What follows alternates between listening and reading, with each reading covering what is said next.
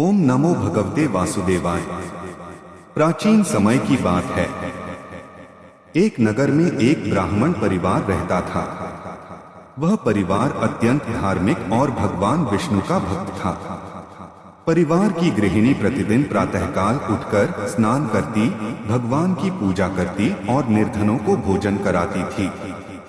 भगवान की कृपा से उसके घर में धन, धान्य और सुख समृद्धि की कोई कमी नहीं थी।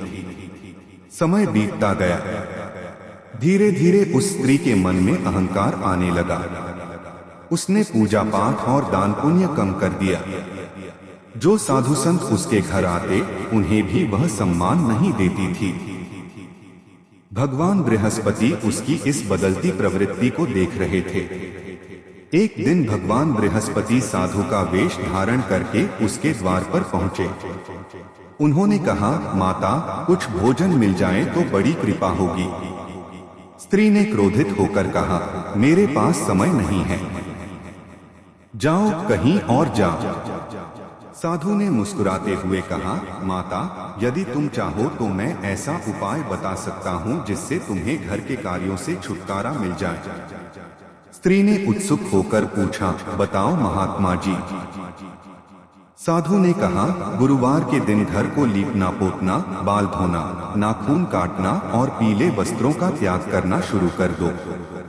स्त्री ने वैसा ही करना आरंभ कर दिया। कुछ ही महीनों में उसके घर की समृद्धि समाप्त होने लगी। धन कम होने लगा, भोजन की कमी होने लगी और परिवार दुखी रहने लगा। जब स्थिति बहुत खराब हो गई, तब उसे अपनी भूल का एहसास हुआ। वह रोने लगी और भगवान से क्षमा मांगने लगी। एक दिन वही साधु फिर उसके घर आए। स्त्री ने उनके चरणों में गिरकर कहा, महात्मा जी, मुझसे बड़ी भूल हो गई, कृपया मुझे सही मार्ग बताइए। साधु ने कहा, गुरुवार के दिन भगवान विष्णु और देवगुरु बृहस्पति का व्रत करो, पीले वस्त्र धारण करो, पीले पुष्प अर्पित करो, चने की दाल और गुड़ का भोग लगाओ, गरीबों को भोजन कराओ और श्रद्धा से कथा सुनो। स्त्री ने पूरे मन से व्रत करना शुरू किया। कुछ ही समय बाद उसके घर में फिर से सुख समृद्धि लौट आई। धन, वैभव और खुशियां पुनः आने लगी। परिवार में शांति स्थापित हो गई। कथा से शिक्षा मिलती है कि हमें कभी अहंकार नहीं करना चाहिए। भगवान की भक्ति, दान पुण्य और सदाचार का मार्ग नहीं छोड़ना चाहिए।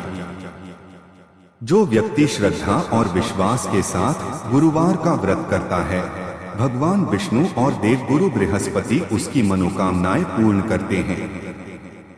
बोलो देवगुरु बृहस्पति भगवान की जय। बोलो श्री हरि विष्णु भगवान की जय।